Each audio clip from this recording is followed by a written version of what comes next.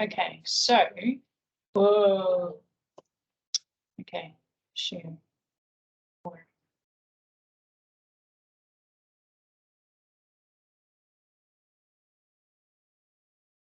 There's a camera there, and I don't know why. I don't know how that's happened. I thought this because I wanted to pick up the sound, so I don't know if sharing is paused. You will go back to the window you were sharing to resume. I was sharing this one. Does that mean it's recording? Sounds good? Bad luck, whoever works. Okay, so the point of this is, so thanks for coming.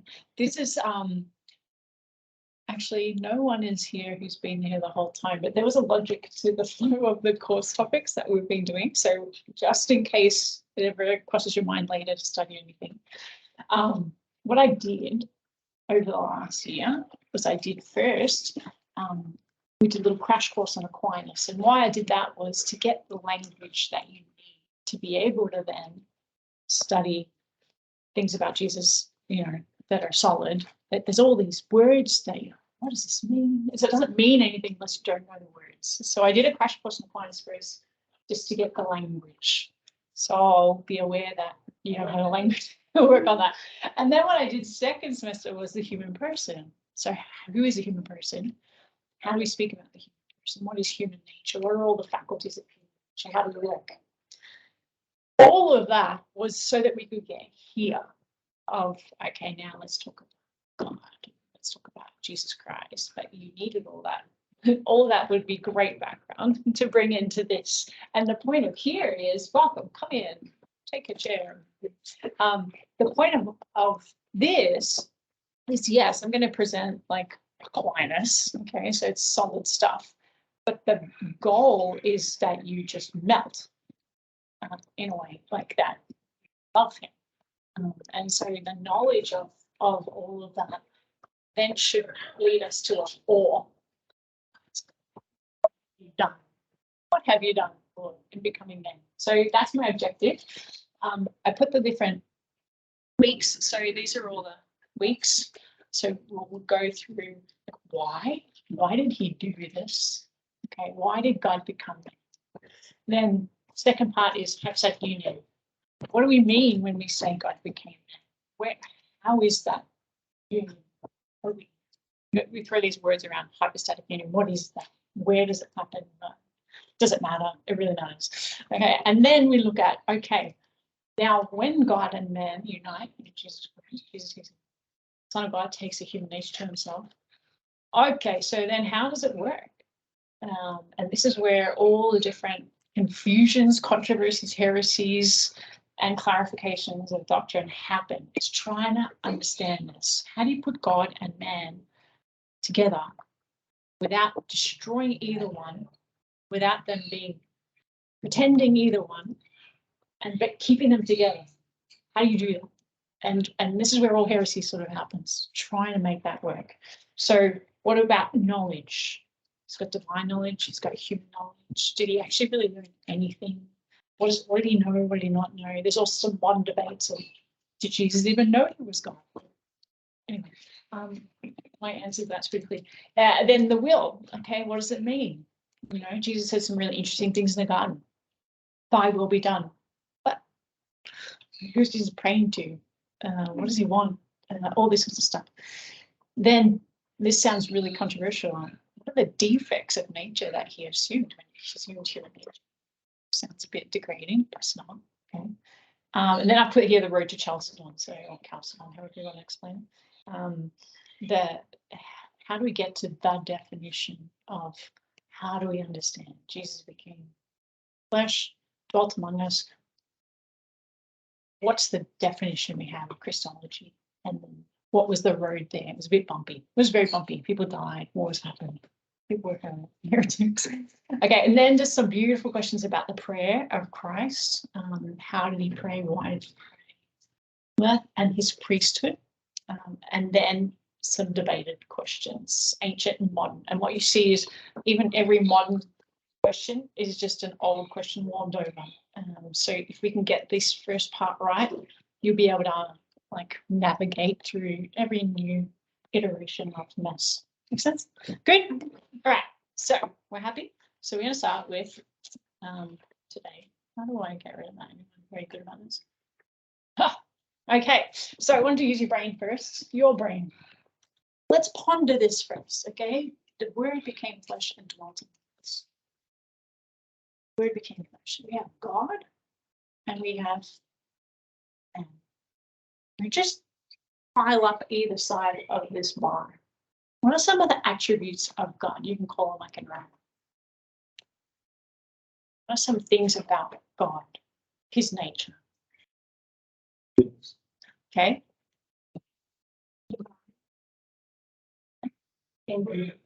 Infinite. Human. Well, okay. Let's just wait. We'll wait on that one. But just God, right? Love. Love, okay, very important. Omnipotence. There you go. Here we go. Omnipotent, so all powerful. Omnipresent. Almighty. Oh, no. Okay, yeah. All knowing. So there's another word for that. Omniscient. Okay, omniscient, omnipotent, omnipresent. Whoops. Eternal. Just. Just. Okay. So creator. Whoop, he's not just the creator, but he is the okay. Creator of all things. Okay, let's look at human beings. Is it gonna let me?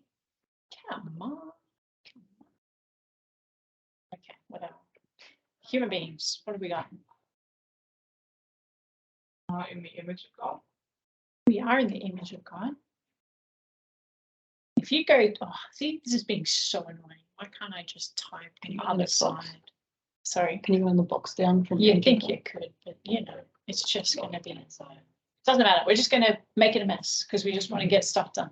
So if you think about, okay, we've got divine. We are not divine. Infinite. We are finite. Love. Wow, we can love only in him. We won't go there. Omnipotent. Are we're not omnipotent. Okay, so we are weak. Finite resources. Sorry, we are created, not creator.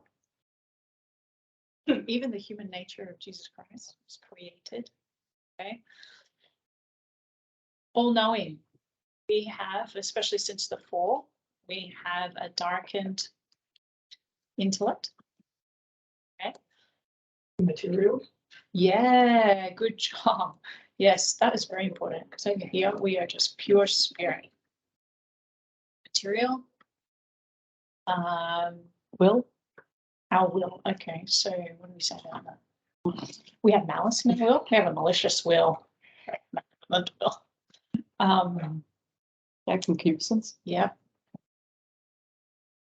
Okay, now actually, okay, so concupiscence is our desires are, I spelled that wrong. I don't know why I don't have my concupiscence. Sense. Yeah. S-P-E-N. Doesn't there have to be? We don't know. Well, it likes it. Not that it knows, but one note is happy with this. Concupiscence. Now, actually, these things are proper to the fall. So these are not things that Jesus assumed, right? But we're talking about our particular fallen human nature. But concupiscence, even just without those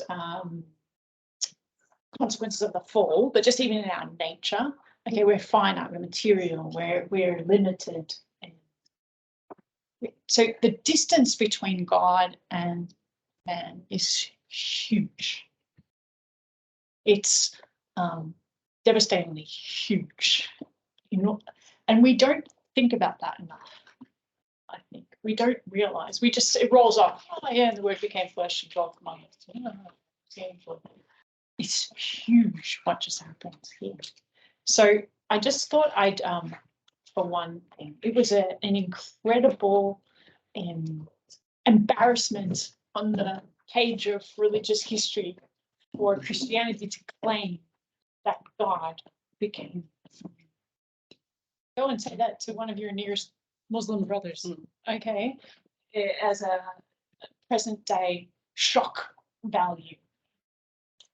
How do you put together pure spirit, perfection, and us that we know very well?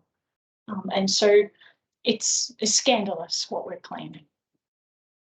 So the Manichees, I know you heard about this, is an old ancient heresy or group cult that St. Augustine got mixed up in. But just as an example of why they were so distant from each other. So Manichees, Mani, who's the guy who started it, he just puts all goodness and light and truth and all of that is spiritual.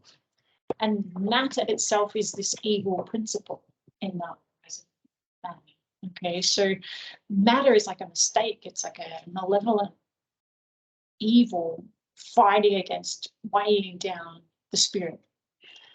And so in their behavior, and this is Manichees, this is some of the Jansenists, this is the Albigensians, this is every heresy warmed over. And there's this, oh, matter is bad, flesh is bad.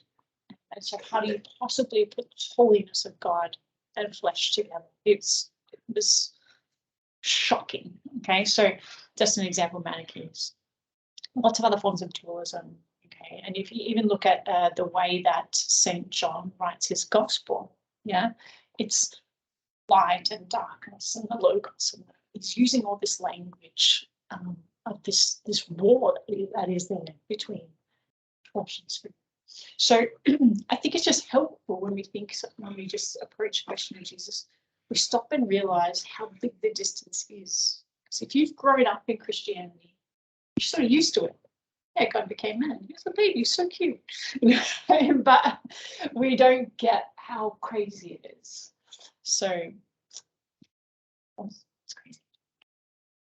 So next, so in the notes that you'll get if you want them, I've also put okay, what I'm looking at is basically the first question of the third part of the Summa. So St. Thomas Aquinas does this book for beginners called the Summa Theologia. And this is just a summary of how he's going to approach the question of the incarnation. Okay, a little chart for you. So this is the third part of the Summa. So he starts the Summa, God, and he does Christ. And so in this third part, we're looking at question number 1. That's what we're looking at today. So why the incarnation? Is it fitting that God, all holy, all powerful, would unite to human nature? Is that fitting? Should he have done that? And then he'll go into the rest. Okay, so the rest of this, really, if you kind of have a look, it's what I'm going to go through briefly in the next few weeks. And then I have in these notes, if you want them, I've summarized for you everything he writes about question 1. I just shrunk it down to the most important things. Clearly go read Thomas, but these might be helpful. And at the end, I've put a little essay. How would you just succinctly explain what happens? Is it fitting? Okay, so that's all there for you for later when we read. So to this, we're just sort of more chatting about. So the question that that Thomas proposes when he approaches this question, like, what's the deal with God becoming man? Is this something? Is it necessary? Was the question being debated? So before Thomas, people were going at it very philosophically. St. Anselm of Canterbury was just before him, and he was, everyone's arguing, yes, it's necessary. It's necessary that Jesus would come in. Thomas flips the question. So he looks at when something is necessary, he would say, as a very good communicant, let's make some distinctions. There could be 2 ways something could be necessary. One part of being necessary is, okay, let me actually read from as much as I can from him. Okay, so it's not actually from him, it's my summary of him. So if you raise the question, could God have found a different way to save us? What do you think? Yeah, Yeah, you reckon? Could think of something else. We don't know. Yeah, oh, yeah, he could, right? So, basically, Thomas says it's not absolutely necessary. Incarnation is not absolutely necessary because God, in His goodness and wisdom, could have found another way. So he's just sidestepped this whole debate that's being on. Is it necessary? Is it not necessary? So he says, well, under that absolute necessity, no, it's not necessary. But if you look at it another way of, you can look at another way of necessity. You call it not an absolute necessity, but a relative necessity. So, you know, I could walk to Darwin. I could. But it'd be way easier if I caught a plane.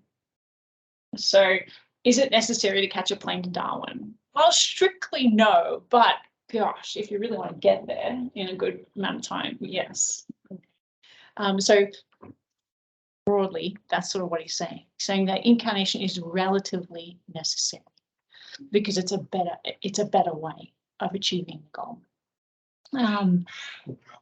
Yeah. Why wouldn't it have been the best way? Why wouldn't it have been the best way? Because better is different from best. Oh, so he's saying, yeah, actually it's the best way. Oh, okay. Yeah, no, you're right. Yeah, that's good. And he gives actually, yeah, Why is that? Like, how does that relate to necessity and not just like better ways of doing it? Like, how does that relate to necessity? Yeah, I sort of get it. Yeah. Yeah, it's like if there's a goal to achieve, this is the best way to achieve it. You could do it another way, but really, if you want to do it the best way, it would be necessary you chose this to do that in the best possible, achieve that goal. So yeah, a little slippery. Yeah, but if you read Thomas a little bit more, maybe like his own writing, and go a bit deeper into that. But yeah, so it's like this is the absolute best way to achieve this. So it's not strictly necessary. You could do this, but this is the best way. And then he gives 10 reasons why it's the best way. Now, why this is interesting, this question of necessity, the beautiful part about it is that by doing this, by sidestepping the logic argument, philosophical argument, what Thomas is doing is putting an atmosphere of prayer. And he's saying, hey, look, what this shows is that the why of the incarnation is the love of God. He could have found another way. He could have done something else. But this way is the way that best manifests his love for us. And so he puts it under the aspect of goodness, that the incarnation is not some kind of logical necessity, that yes, it had to happen that God did this. There's no force on God to be incarnate. This is all welcome. Welcome in. All along. Very easy. Yeah, well, look, there's a chair if you want to jump over hoops. You can come, we can all move around. We can all If you can squeeze. You are so welcome. Okay, I don't mind you. Or look, I move and you move and it's all good. I'm embarrassing right now. Okay. Don't worry. It's all in front of the cameraman, so. Oh, good. Wrap up. So, what we're talking about, is it necessary that Jesus became man? Oh, yeah. Light. Yeah. Talking about holy things. So, what it does is it puts this whole thing in the aspect of love. It's not a checkmate. God, you had to become man or else. There's no logical, you can't get out of this logical checkmate. It's not that. It's, okay, this is in the initiative of God. This is an overflow of the goodness of God. And that this is the best possible way that you could have saved us. So, yes. Yeah. If all other ways are inferior, Yeah. then are we saying in a sense that this is the only way because all other ways are inferior? Could we say that? Like if No, if all the other ways are inferior, then isn't this like the most logical? The only way. but isn't that what he's saying? That's what he's saying. That's like his reason for why it's necessary. He's saying that that's the angle of necessity, of relative Okay. necessity, but it doesn't make it logically absolutely necessary. Or like an inferior way. He wouldn't be God. Yes. True, but he could have done it another way. A worse, like a not as ideal way. Yeah, he could have, but he didn't. How does he like judge which ways are worse and which ways are better? Is it based on like how many souls are saved, or like which is the most beautiful or something? Like, Yeah. decide? Okay, so I am not Thomas, but I imagine just from the mode of the way he explains things, that he's going to come from the angle which he does later about why is, you know what, this is we are out of our depth. Like, this is dependent on the will of God. And so we actually, it's not our place to reason to why ultimately. So he'll step back and go, wow, like, look what God has done.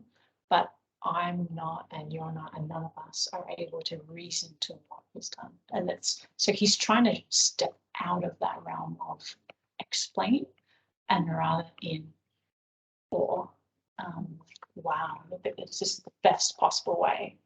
Yeah. So Yeah. that's I imagine. Okay. It's on okay, that angle I makes think sense. you go.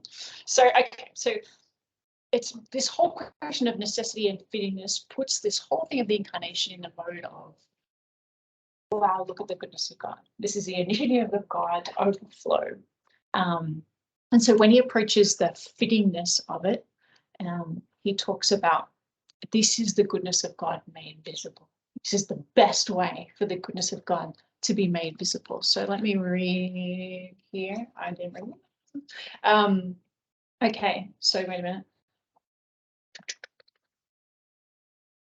Okay, so the incarnation is the most fitting, since through it, not only God's existence is known, but his goodness, wisdom, justice, and power are uniquely made manifest. Some of the opposition to, like, this would be bad, this is bad, God shouldn't be coming from me. Well, wait a minute, wouldn't then God, who is unchanging, somehow be changed? So that would be about, it wouldn't be fitting for God to become man, because we've introduced change into God. Good argument, but he would say it's not God himself, and as we go into Christology, we have to be really careful as we try to comprehend what God has done, that the divine nature didn't change at all. Okay, and that's where some of the heresies will come. Like, oh wow, the divine nature is somehow being diluted, or it's not really united, it's just pretend united, because if it was united it would be diluted, and so there's all this tension. So he said, yeah, we have to protect the fact that the divine nature is not changing. It's taking a created human nature to itself. It's not changing. Also, another argument would be, wow, this is just something that it doesn't belong to human nature at all to be united to the divine. There's something really wrong with that equation. It's not fitting. It's just out of the possibilities for human nature to be united to God. I remember talking to some esoteric guy at work one day, and he was like, it was a 3-hour conversation. His name is Flavio. Anyway, it's very cool. But he was saying, oh no, no one could stand the Logos being present in the human nature for a second. They just explode. It's too powerful. So there's that kind of angle of, wait, it's too much for human nature. It's not fitting. On the other side, and he would say, it is above human nature to be united with God. So then it puts the incarnation, the fact that it has happened, means this is total gift. You're right, it's not proper to human nature to do this. This is all gift. And then also, in assuming human nature, Christ did not take on actual guilt of sin. Okay, he didn't take on fault, because people would say that, looking at the parts of human nature and go, oh, wait a minute, You can't put holiness with sin. And like, absolutely, Jesus did not take on. This is be a whole other debate. Jesus did not take on sinful nature. Right? He took on human nature, but he didn't sin. Okay. So could use the 40 days in the desert. He was still tempted, but he didn't commit sin. That's true. Mm. Yeah. So then you have to, and that becomes a raging debate in all sorts of modern Christology. And how do we understand it when he says, well, God made him sin who was not sin? What do we mean? Okay, we cannot mean that Jesus himself sinned. Yeah. Because otherwise he couldn't save us. Yeah. We'll get to it. Oh, there's so much to cover. Yeah. Even did he have concupiscence? Did he have the, I don't know. Yeah, was there any kind of disorder in his emotional? Yeah, If he has is that inherent to a human nature, or is that just social? it's a consequence of the Okay. fall. Yeah. Okay. So no not just no sin, but no concupiscence. no concupiscence, no malice in his will, no darkness in his intellect. Temptation. Temptation can still be there, right? Because in the garden, before they sinned, they were tempted. But the temptation was not the sin. Yeah. So it can be. The same goes for Mary. Yeah. Concupiscence. Yeah. No. Gosh, I'm rushed up on my Mariology. I'm not claiming anything. Okay. So we look at this question. So we say, okay, the fittingness of God, but there's an intellectual struggle going on. How do we unite God and man in a way that's truly united, but we don't lose anything proper to either nature? Okay, and that struggle then, okay, it's fitting that he does it. It's the best way, but it's really hard for us to understand. What does that mean? And so that will be the source of much heresy as we try to do that. Okay.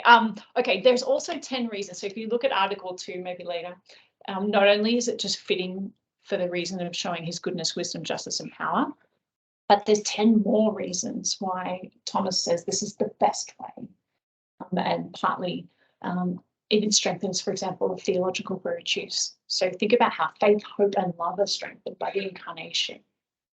Faith, here, what helped faith is it that we see God revealed in Jesus Christ? What helped hope is it that we see our destiny before us, that we see what God has done to come and save us? What help to charity is it? Who should not be burning with love, looking at what God has done with us in the flesh? So it strengthens all the theological virtues. It also shows us in our human dignity, how wow, look at the dignity of the human person that God would do this for us. So there's all these helps that further our good. So he has 2 categories of things: those things that help further us in the good, and then 5 other things that help withdraw us from evil. So there's 10 different ways why this is the best possible plan of God for us. So look at that later, Article 2. Okay, this is a question. Why? But the why. Okay, so it's fitting. It's the best solution. It shows the goodness of God. But what's the actual reason why he became that? Why did God become that? Is it just because we sinned, or would he have always become?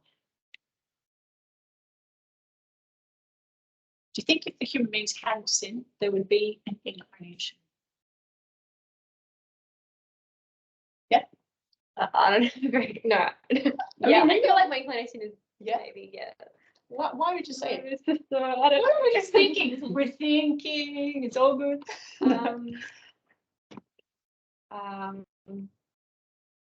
The incarnation is like Christ unifies both natures, and that's sort of our. I want to be a heretic, you guys, but that's sort of our end as well. It's Our our destiny. oneness with God. He sort of, I don't know, Yeah, God becomes man, so man could become God. Right, in that way. Yeah, I don't know. Valid thought. Was a man already? Because man, God became man, so man becomes God. Does that apply to Adam as well? Did he achieve on the theosis? What's another one? Yeah, did he? Well, see, the thing is, we only can look at history as it is, not as we in the abstract. So, which is actually the reason why Thomas will land on the way he lands. So, in Thomas's time, current with him, there was a division of thought on this. Okay, and so Franciscans would land on the. Of course, it would be an incarnation, right? So there was more that. That's more that line. Where Thomas, not Albert actually, Albert was on that line of yeah, of course there would always be an incarnation. Thomas didn't go that way. He said no. He said, look, again, this is something that when we're looking at things that are the source of them is purely the will of God, it is out of range theologically to invent a reason. Okay? We have to just look at what we have. So since in scripture, everywhere in scripture where they talk about the incarnation, they say it is for our sins. That we have to say there wouldn't be an incarnation except for sin. Because that's just what we've revealed. It's been revealed to us. We can't kind of construct something. Yeah. He does say in the end, it's like, oh, God has many other reasons that we don't know, and he hasn't revealed to us, and maybe there would have been, but it's we only can just deal with. Thank you. Yeah, I actually heard that from my perspective. I realized I actually heard it from a Franciscan. Yeah, that's it. Yeah. I like that's nice and simple though. Yeah. And I think, I mean, that's why it's good in the church. I think that there's a plethora of opinions in that, you know, they're not caricatures of each other's. You're allowed to think. You're allowed to think. But if we're trying to put something forward as doctrine, we try to stick with what we've received. So theology is one of those sciences where it takes a humble heart, it takes a humble mind to sort of stay within what we have received rather than build something. So I love that Thomas clearly is writing all of this in prayer. So he's being humble. Okay, so is it for original sin or for actual sin?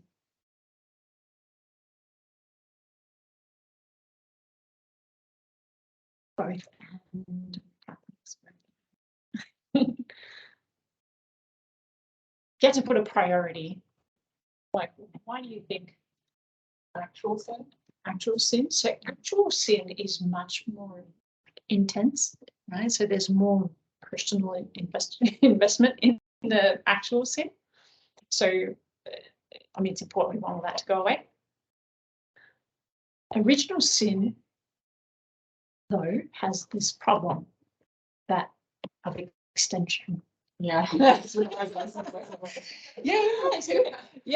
So original sin just touches everyone. So we've got to get that going. Okay. And then with that, then the ongoing help for the forgiveness of actual sin. But so there's this, so Jesus became man to save us and, take away the original sin, open the gates of heaven, open the life with grace to us.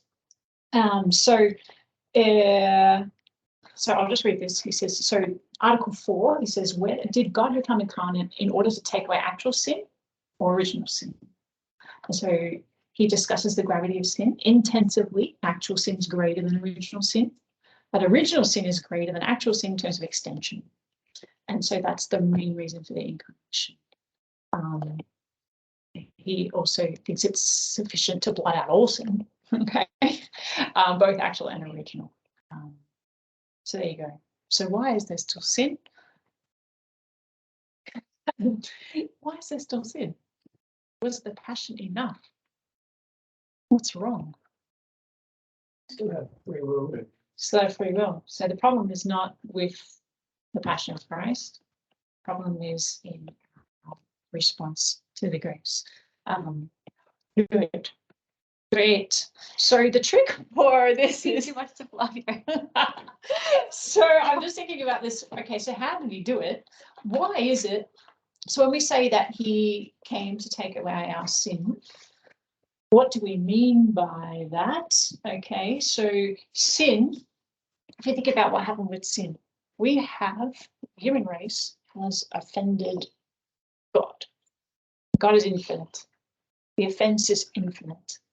The human race, finite. Each one of us is finite. The best of us, Moses, Abraham, St. Paul. St. Paul, well, later. Start. But like leading up to Jesus, there's some pretty good guys out there, pretty good girls too. None of them managed to stay the line perfectly. None of them did, even if they wanted to, even if they just wanted to do God's will perfectly in their life, just in their life. No one did it. I mean, Moses died outside Holy Land. Look at him. Okay, no one could do it, even just for themselves. So we are so finite. We can't make up for an infinite offense, and especially not more than for yourself. We can't make it up.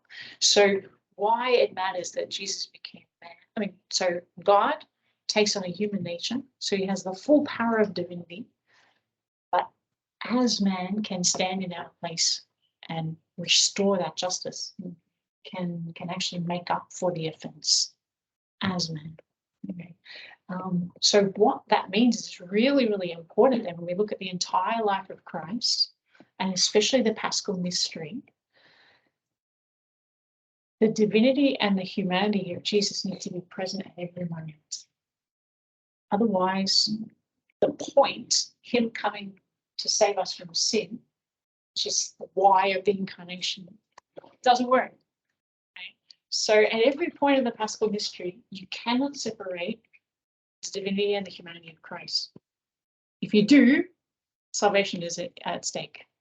And it happens a lot in a lot of different commentaries, even modern commentaries, there's a lot of them. And they'll be like, oh, well.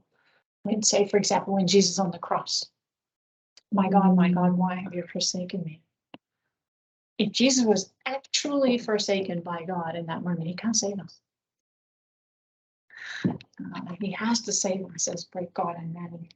So it just helps clear up a lot of heresy, but this is another intellectual struggle. Okay, that you'll see fault lines everywhere when you're looking at, especially the Paschal mystery. Yes, he has to be God and man at every moment of his life. So then some parts of the life of Christ are really tricky to understand because it looks like you can't see the divinity in this moment. You can't see the humanity in that moment. But if at any moment they're divided, we're not saved. So hopefully that's a good framework for them what comes later. Makes sense, sort of? Yeah. Okay, great. So this is the perfect solution. Why else is it a perfect solution? So think about this, the way that Jesus came. He comes, he dies for our sin. The sin comes from pride. First sin of our parents. Actually, Brant Petrie has a new book. It's pretty good. I think it's called something like Introduction to the Spiritual Life. And he looks at the garden sin and puts all three sins right in there. The pride of life, the lust of the eyes, like all of them. He puts it all in.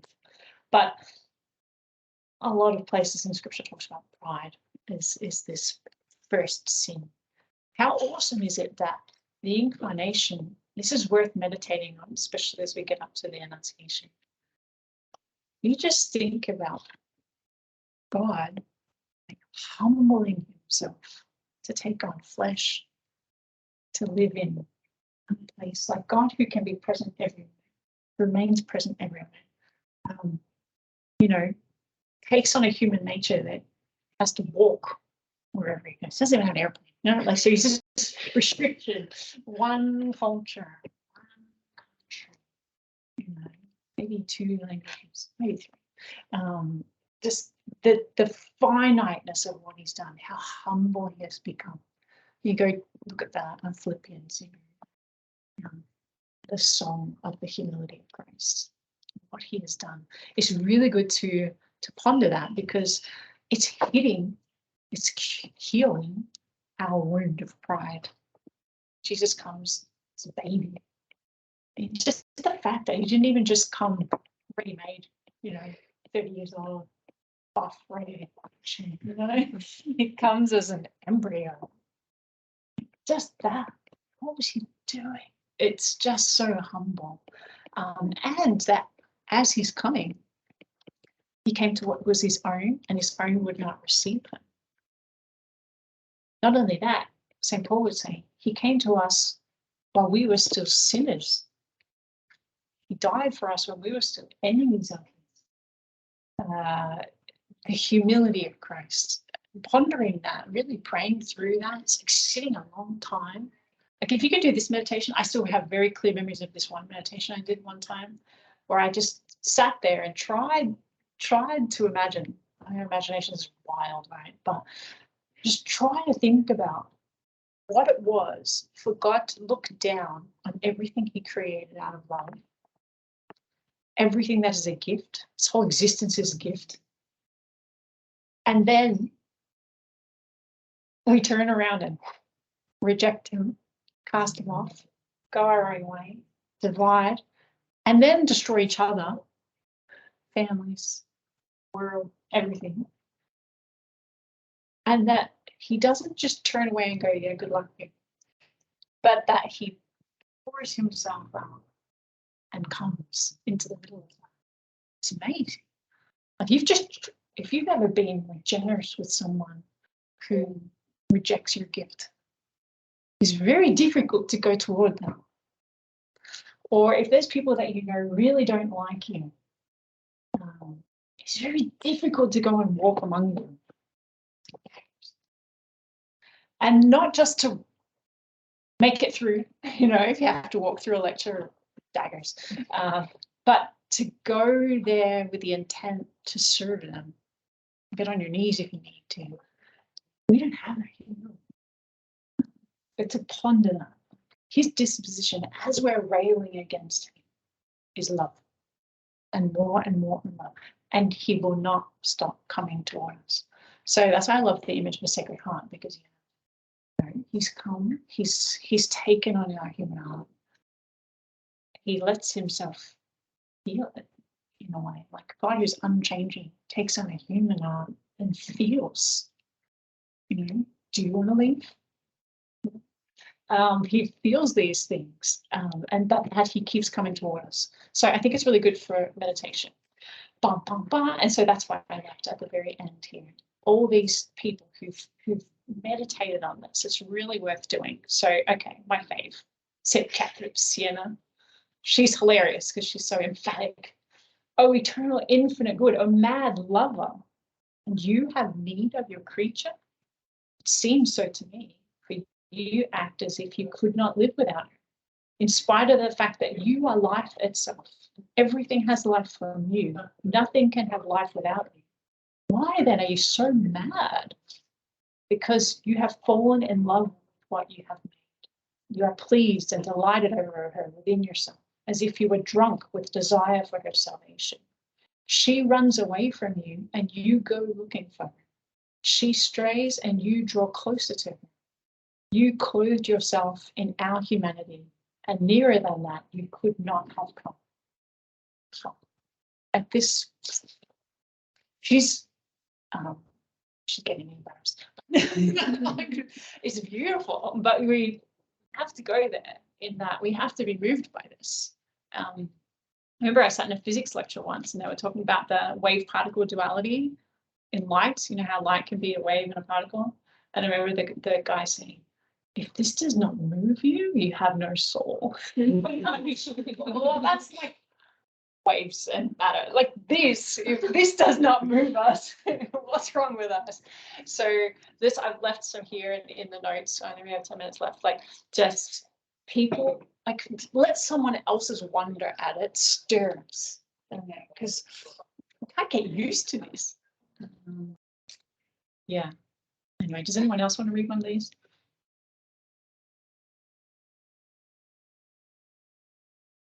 That one called.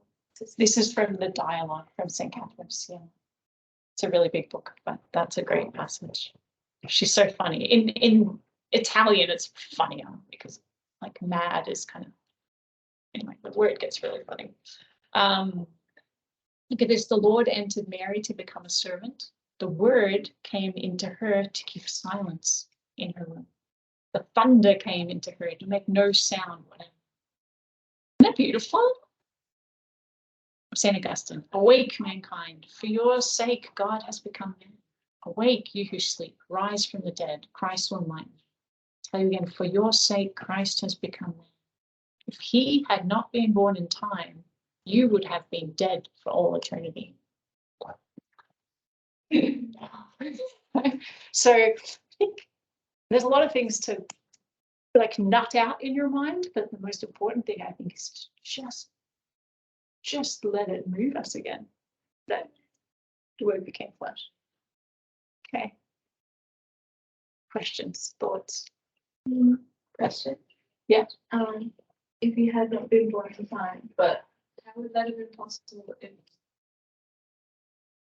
like God can do anything that like how would would he be born in like the wrong time or like would he have like gone into like I don't understand. Oh, he's just being poetic. But yeah, like if Jesus didn't come, you wouldn't be saved. He's just echoing that. Okay. So like if he didn't come, we would have eternity. Tom starts to talk about that later too, like should he have come at the very beginning of time so we didn't sin, or should he have come waited to the end so that while after he came there was no more sin? Like why did he come like then? He has a whole article explaining that. Yeah, I'm just wondering what would have happened to everybody before Jesus came, because you have noses in everyone. But were they just waiting for him to come? Yeah. And what did they have to believe in order to be saved before?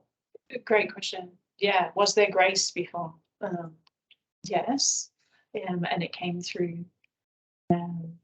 Yeah, so basically, the people before Christ are saved through faith in Him, mediated through what they already knew, what God had revealed. So they talk about, they were saved, they were followed in the desert by the rock, and the rock was Christ. This is an imagery of, So everyone who's saved, there's only one way, and that's through Christ. That's that hope that they had before. Not Saint Paul, we don't know.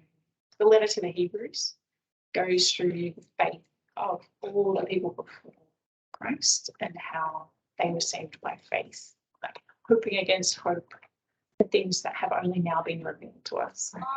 Yeah. So in kind of the expectation of them. Yeah. There's a document that came out in early 2000s. I think Benedict XVI read it. It was called Dominus Jesus. Jesus. It was from when he was in the Congregation for the Doctrine of Faith. And it was great because it was talking about that eternal question of what about the people who've never known Jesus and how are they going to say? So he addresses that really well and just reaffirms, look, no one is saved except through Jesus. But Jesus saves people, so we know the sacraments work. So we are bound by them. He's not. So his grace can act around. But every grace that comes to everyone is through sacraments. So it actually makes our participation in the sacraments really valuable. Or like the role of, say, Bishop Peter Archbishop Peter here in Melbourne. Yes, he's the bishop of the Catholics. He's actually the bishop of everyone, because everyone is potentially, like everyone has been made in the image of God. Everybody actually belongs to the church. And any grace that anyone is receiving in Melbourne is coming through the church. It's the only source. So, anyway. Why is it coming from the church? God, I think in the church. So that's the way God has chosen to give grace through Christ. All of it. Like all grace is coming through him. And so we hit that directly. It's like we walk into the church and bam, we run into Jesus. But people on the street are experiencing the effects of that, of the masses that we see. This is the only way they were also coming through the church. They might never walk into the church. The church is walking into them. You know, like that. In a way, the grace of Christ is coming to them.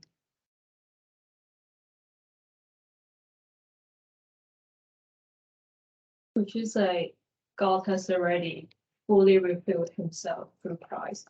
And before Christ came, he was not completely revealed to the people at that time. Yeah. Yeah. And Christ so reveals the Father, reveals the Trinity, reveals, well, this is a kick I wanted to remember in my prayer. Jesus is revealing the inner life of the Trinity to us. The whole time he's on earth, he's also, he didn't leave heaven. He's still always 100% of the time with the Father and Holy Spirit. That inner life of the Trinity is in him. So the way he says things, what he wants, how he expresses his relationship, he's revealing to us the inner life of the Trinity. Wow, right? Which is where we're called to live forever and ever and ever. Awesome. Yeah, so Jesus reveals the Trinity. He also reveals us to ourselves. Talk for a second. He talks about, man, understands himself and forgives himself, but Jesus reveals man to himself. I think people have to go to lectures. Is that true?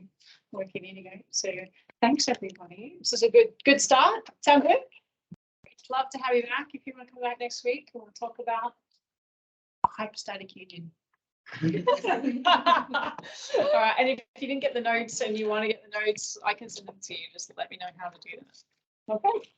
Thanks. Can I give you my email? Yeah. Sorry. Oh, it was literally recorded. Oh wait, it's so Made my debut. How do I push stop? Your intellect is out in the. Oh, but is it going to Are you stay recording somewhere? Oh, it's just under an hour. How do I make sure that exists somewhere? What is this on Teams? What is this? Yeah, Teams. I use Teams. No. What's that? Wait, what did you just? Yeah. No. Record and transcribe. What happens there? Good to see you. No, that's okay. Hey, we recorded it. I don't know if it worked. You slept in. No, I'm sucked into watching this talking. Oh, sorry. No, So, oh, you want to? Okay. Do I push end? I think so. Will that save the recording there? Because we want just. Do you know how to use Teams? I used to. But not how to do. What are you trying to do? Recording? I want to go stop recording. Record and transcribe. Stop. Oh, how's